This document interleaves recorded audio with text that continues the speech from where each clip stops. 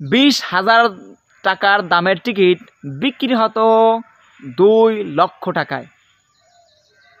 20,000 টাকার বিমানের টিকিট এই বাংলাদেশে বিক্রি হতো 2 লক্ষ টাকার। কত সুন্দর কারসাজি না?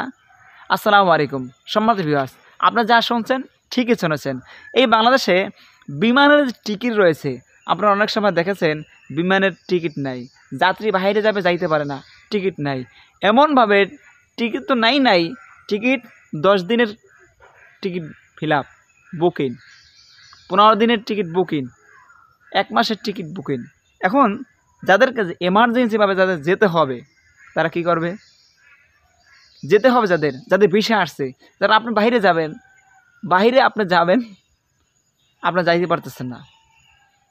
আপনি বাইরে থেকে বাড়িতে আসছেন, বেড়াইতে দেশে আসছেন, সময় হয়ে গেছে, টাইম হয়ে গেছে, তারিখ হয়ে গেছে, গেছেন যাই দেখলেন টিকিট নাই, টিকিট কি বুকিং হয়ে গেছে।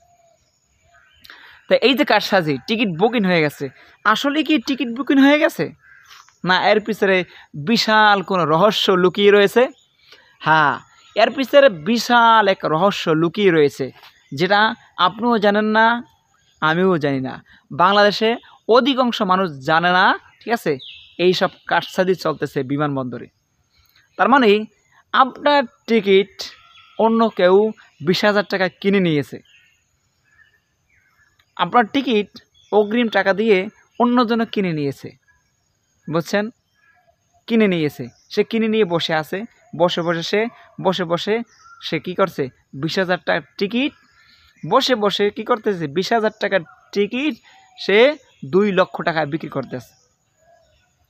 ধরেন আপনি বাইরে যাবেন, আপনার টাইম হয়েছে, তারিখ হয়েছে, দিন হয়েছে, সময় হয়েছে, বিমানবন্দরে গেছেন, যাই দেখতেছেন বিমানবন্দরে কোনো টিকিট নাই, সব টিকিট ফিল আপ। আপনি মনে করেন কি টিকিট নাই?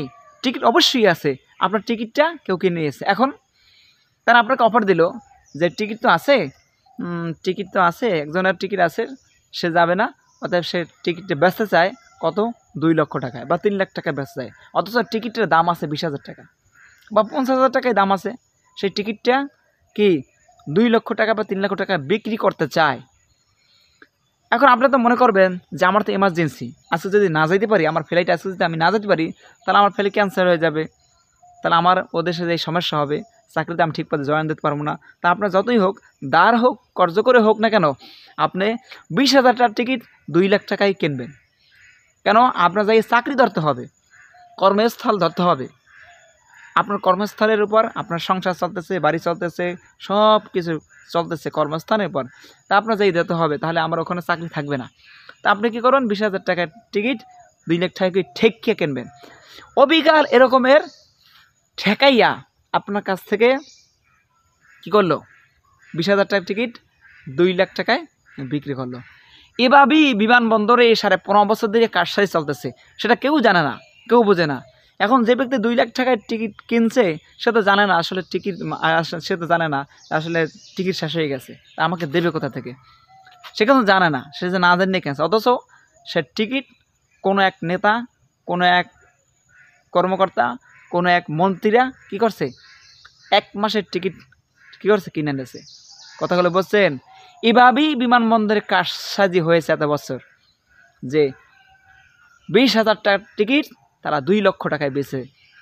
শুধু তাই নয়, আপনি হজের কথা চিন্তা করেন, মানুষ হজে যাবে, একটা পয়সা করে মানুষ টাকা জমা করে না হজে যাওয়ার জন্য, অথচ হজে যাবে অনেক দেশে হজের খরচ হলো 3 লাখ টাকা, আর এখানে 6 লাখ টাকা নেই হজ খরচ। কথাগুলো বলছেন? কোথায় কারসাজি করছে?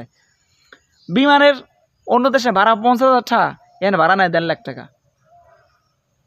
আপনি মনে করেন এগুলো যায় কই? সব বিমান মন্ত্রীদের বাসায়, প্রধানমন্ত্রীদের বাসায়, অমুক এসপির বাসায়, অমুক ডিসির বাসায়, অমুক নেতার বাসায়, তমুক নেতার বাসায় এই টাকাগুলো কি পৌঁছেছে। কথাগুলো বুঝছেন?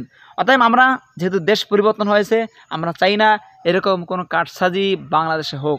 আমরা চাই বাংলার জমিনে মানুষ সুন্দরভাবে বসবাস করতে পারে এবং বিমানবন্দরে মানুষজনই শান্তিতে সুবিলাভে কিন্তু যেতে পারে, আসতে পারে, কোনো বাধা বিঘ্ন না ঘটে, এমন কোনো টিকির কারসাজি না ঘটে, এটা আমরা চাই। এজন্য বর্তমান সরকারকে আমরা বলবো এই কারসাজি আপনারা কী করেন, দূর করে দেন।